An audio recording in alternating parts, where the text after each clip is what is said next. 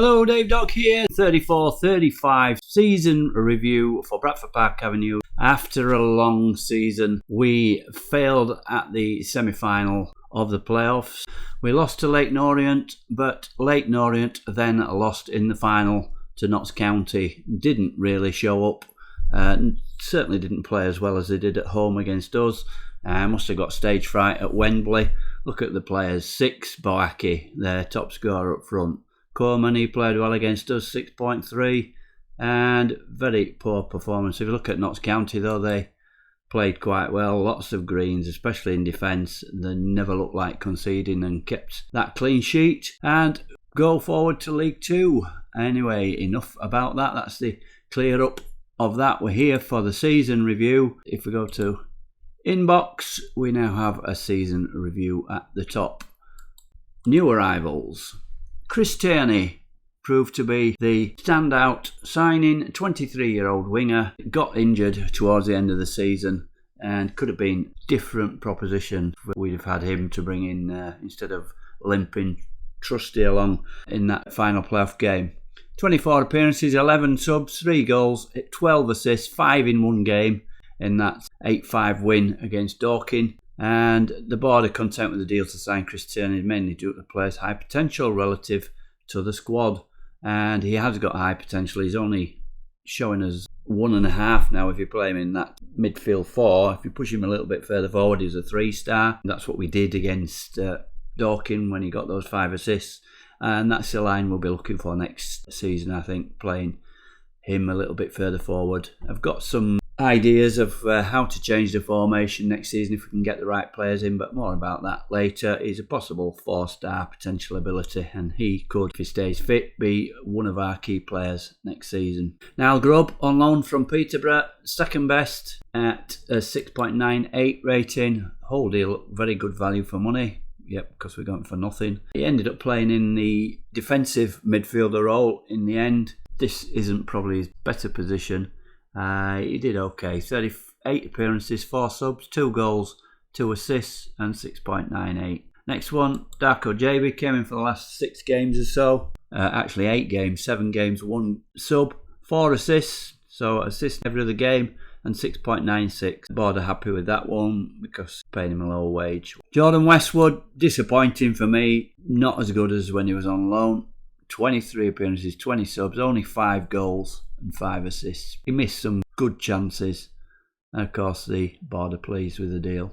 Gareth Belfield, another loan player, only 19 years old. He cemented his place towards the end of the season. On loan from Mansfield, £775 loan fee we're paying for him, which the board weren't happy about. 24 appearances, 3 subs, 1 goal and a 6.79. Yep, not bad for a 19-year-old. If he's available, we may look at him. Dylan Colwell, not happy with him at all. Had him on loan previously. Came from Sheffield Wednesday. Only played a handful of games, 6 games, 5 subs, 6.65. He fell out with me because I wasn't playing him regular. He wasn't playing regularly because he wasn't playing well. And same with Reece Fisher. Played okay in some games. He was back up at right back to Mike King, but didn't want to play there. Wanted to play in at centre back position, and basically the performances weren't good enough. 10 appearances, 11, 1 assist, 6.65. That 1 assist was while he was playing right back. If we can get him to play right back, then he may have a future. Adam Dell, 22-year-old left back or left midfielder from Huddersfield, 6.65. He's fairly young, 10 appearances, 7 subs. Had some up and down games, but played better towards the end of the season. Jordan Griffith from Kings Lynn, 6.1, only played 1 game. Didn't live up to it and never gave him another chance. I'd seen enough. So, transfers out. Adam Malachi, 30-year-old centre-back, went to Spennymoor, where he played 12 games for them at 6.64. Not very good. Scott Butler the same. Banbury, 16 and 7 subs, 6.47, even worse. Tim Russell, he was one that we should have kept really, but we couldn't turn down an offer. 63,000 in all. From Halifax, only played 2 games and 1 sub for them and not that good. Probably not up to that level, but we'll see. Board are happy because there's an add-on clause. Whether we'll get that or not is another thing. Luke Scott to Glossop, 17-year-old midfielder. Harvey Cull, only one that's left at the end of his contract that we probably would have kept, but he wouldn't sign. And he's still a free agent. He didn't sign for anybody. That's one of the weird things about this game. They won't sign for you, but they've nowhere else to go, and they just end up in that cesspit of players with no contracts that nobody wants. Same with Vicente. We didn't really want him. His contract ran out. He was on a lot of money. He didn't play that well. Same with McAllister and Finney. Loans out.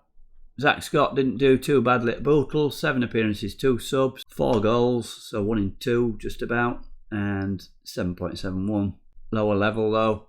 He's 22 now. He's probably not got a lot of potential ability in him, so one that we probably will let go. He's still on another contract for another year, but I don't think he's going to make the grade. One who definitely isn't going to make the grade, Oliver Oinson, 19-year-old attacking midfielder. He looked quite promising at one time. Went on loan to Stafford, 18 games. He couldn't even get in their team regularly. Came on a sub 20 times, 1 goal and 1 assist for a creative midfielder. Poor return, 6.57. Think, has he his contract? Yeah, his contract's run out, so he will be on his way somewhere, probably into that pool of players who will retire. So that's the transfers. Bit of a mixed bag, really. We've got to do a lot better. It's all about progress. How it unfolded, board wanted us to avoid relegation. We certainly did that, finishing 5th. Home attendance is up, 1,840 average, 46% of our capacity. Really, we should be getting bigger crowds. Michael Berlin, top scorer with 21 goals. The board of pleased that the team reached the semi-final. Will be, won't they? So there we are, Newport the champions. Pippin Leyton Orient, as we've mentioned. Notts County through the playoffs. We finished 5th, only 1 point behind Notts County. The end of the season, really what cost us. We could have gone up automatic if we'd have kept our form up.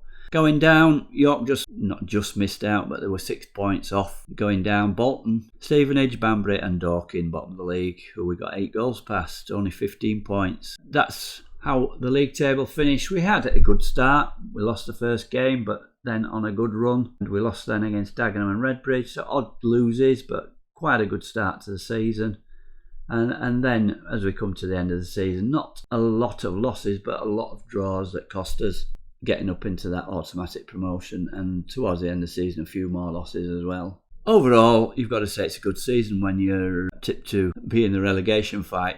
After the way it went at the start, a bit disappointing to end up in the playoffs. In the FA Cup, we were out in the first qualifying round to Hereford, 3-2. Michael Berlin and Mike King are leading scorers for the 2 goals that we got. Board are happy, we were competitive. And in the FA Trophy, out in the 3rd round, knocked out by Lowestoft at home, 3-0. Played a much weakened team in that one, and we certainly got done by Lowestoft. Moments to remember, the 8-5 biggest win against Dorking. Very happy with the 8, but not so pleased about 5 goals going in against us. We certainly took our foot off the gas in the second half. 6-2 it was at half time. So we actually lost the second half 3-2, so not so happy about that. For fans will be 13 goals in a game. Match to remember, the 5-2 win at the beginning of the season at home to York. Local rivals, we were not to know that York were going to just avoid relegation, but 5-2 again, getting goals early in the game. 4-1 up at half time, and then got one just after half time, so 46 minutes on, no more goals.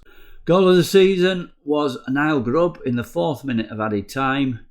Peter Broloni. Grubb provides a perfect finish to an excellent team move by scoring a powerful effort from 19 metres. You can't get to it from there, you have to go into the game and then click on it, which you should be able to get to it from that actual screen, but attention to detail doesn't seem to be any. Here we go.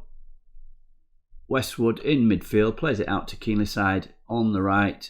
He squares it across the box. First time effort from Grubb into the top corner, no stopping that one, and certainly knew where the goal was there, and definitely a worthy winner of the goal of the season, cementing that win with the 2nd goal. The finances. We've actually grown our club reputation, which may help in signing players and spending some money and maybe getting some better players. It says the club's reputation has increased over last season. This will help us to attract a higher calibre of player to the club, help our support base grow and greatly improve our commercial revenue. Let's hope it does, especially the first part, getting a higher calibre of players in. No new sponsorship deals this season, and no new sponsorship notable deals, obviously, if we haven't got any deals at all. So annual revenue was mainly on the up. Sponsorship was up from 90 to 103.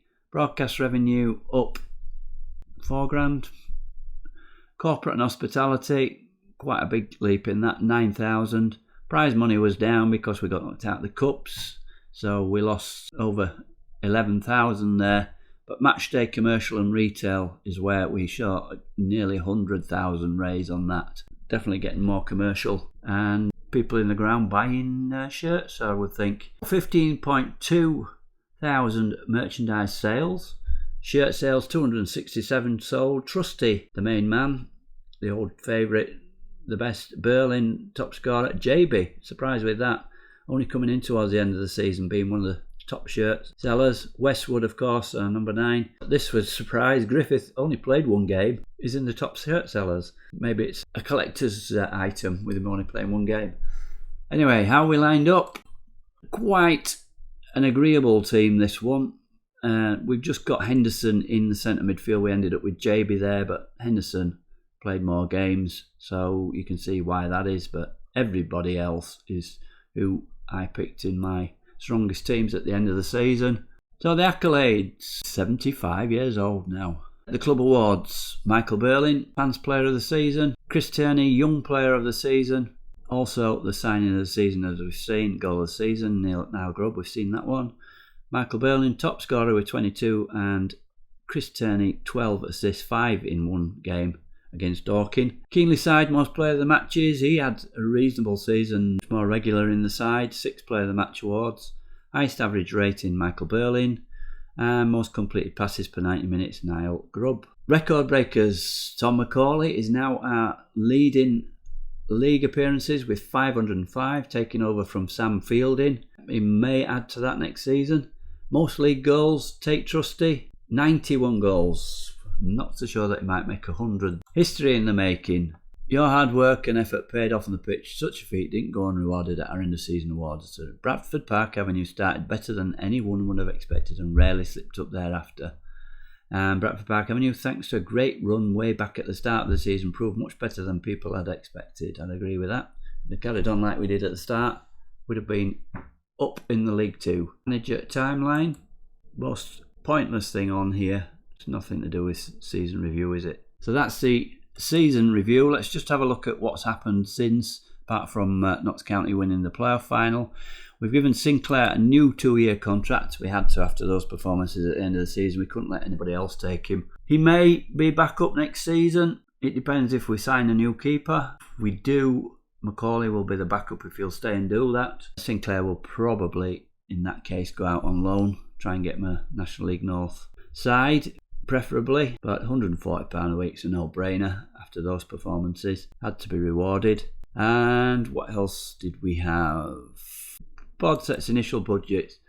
The wage budget for the coming season is £16,000 per week. That's about £20 a week more than last season. Big deal. But we've got a transfer budget of £108,000, which will probably ship over into the wages. You never know, with the enhanced reputation, we might be able to spend some of that and get some really good players in. Doubt it. Who would want to be coming to Bradford when there's all these former league teams at our level? So there we are. That's what's happened and what happened during the season. Just before we finish, we'll just look at the squad planner, just to give you an idea of where we're situated at the moment. Obviously, we're still on the 5th of May, season's just finished. But these are players under contract. Tom McCauley, 2.5 star. Greg Sinclair, 1.5 star. Want to bring a 3 to 4 star keeper in if we can. And McCauley will be back up if he'll stay. And if he does, Sinclair will go out on loan. If we can persuade Reece Fisher to play at right back, he may have a future. If he continues with this, he wants to play centre back, he might not. So we could be looking for 2 right backs. Mike King is not going to sign. Definitely, his last say on it was we'd have to substantially increase the team. But as I say, who knows, with this increased reputation, we may do. Centre backs, we've got Alfie Pond, who's 2.5 star, 31 years old. Could be a squad player.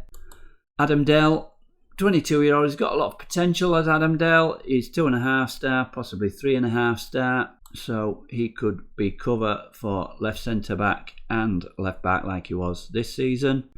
We don't have a left back contracted. Brian may re-sign, probably will re-sign if we can't get anybody in the transfer market. All depends on this increased reputation, if it works. On the right of midfield, we've got nobody. We've got Darko JB, certainly good enough to play in the centre of midfield, although he's 31 now, he could be on the wane. 3.5 star. Nobody else. Dylan Cutwell, I say nobody else. We've got Dylan Colwell. He's throwing a grumpy because he didn't play regular. He's not really a defensive midfielder. If we look at his attributes, he's 6'4", but his jumping reach is quite good, but his heading is only 6. His marking is 3. So I want somebody who can mark and fill in with the back 4. He can fill in with the back 4, play as half back, but marking is poor. Passing is not fantastic either. He's only 2.5 star, but he's got potential to 4 stars, so I don't really know. He's one of those players. He says he's a Mazzala, but he sees himself as more as an attacking player, I think. As I say, he's throwing a grumpy at the moment. He's asking to leave. He wants his agreed time, playing time. So on the left side, we've got 2 players. They're both showing us 1.5 star in this position. Tierney is a 3 star if you move him up to attacking winger position, attacking midfield left. Trust he can play midfield left. So we may have a rejig with the formation and play Tierney further forward.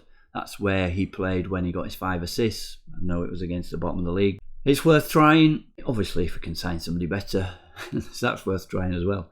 So 2 players there. Up front, we've got 3 players. We've got Walters and Westwood on the left. 2.5 star and 3 star. Westwood, very disappointed in him last season. Don't know what went wrong there after the form he'd showed previously. Walters was hit and miss. He's only 24. I mean, Westwood's only 23. So there's a chance that they can improve. What's Walters? 3.5 star potential. And Westwood is 4 star potential. And already 3.5 star. But he didn't play at that last season. There's certainly something wrong with him. And on the right, Michael Berlin, our top scorer last season. He is 3.5 star. 26 years old and possible 4 star. So he will definitely be one of our strikers next season. I'm not sure about the other 2. Depends what we can get in. So there we are. That's where we are at the moment. Just one thing to look at before we go is the finances. We are 331,854 in the bank. But look at that. Last season we lost 246,000. I think that may come down because we don't get the league money in until later. I believe it's going to be a similar loss, I would think, to last season, 162,000.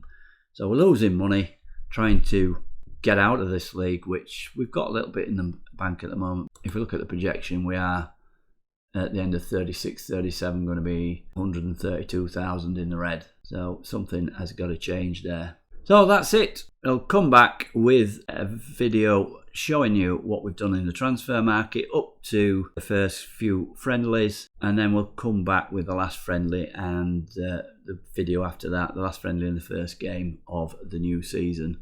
So thank you very much for watching. If you've got any comments, any ideas about how we can sign better players without searching for them, I don't do that. It's just scouting reports. We don't put in and look for 4-star players. Basically, none of them had come anyway, I wouldn't think. But as I say, this new reputation may help. Thanks a lot for watching. This is Dave Dog. For now, goodbye.